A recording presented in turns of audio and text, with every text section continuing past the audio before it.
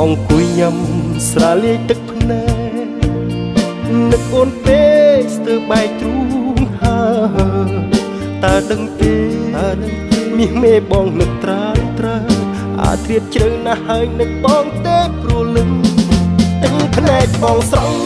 មិនមែនគ្មានបញ្ហាហេតុអ្វីជីវ៉ាហាំងដូចជាធ្វើមិនដឹង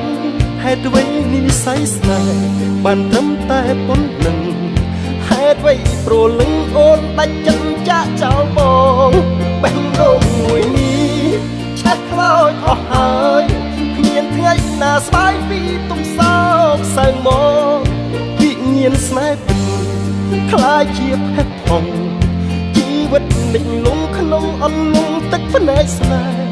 អន្លង់ទឹកភ្នែកស្នេហ៍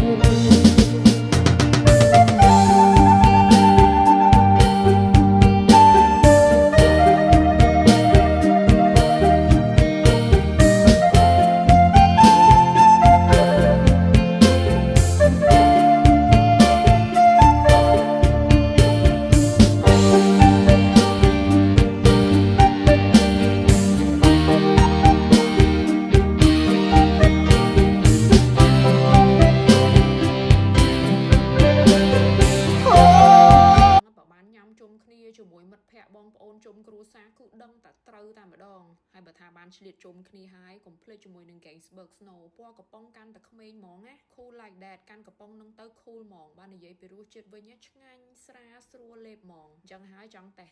ជុំគ្នាជាមួយនឹងក្រុមគ្រួសារបងប្អូនមិត្តភ័ក្តិអីកុំភ្លេចជាមួយនឹង Gainsbourg Snow ណាតែសូមពិសាដោយមានទំនួលខុសត្រូវរៀងៗខ្លួនផងអរគុណច្រើន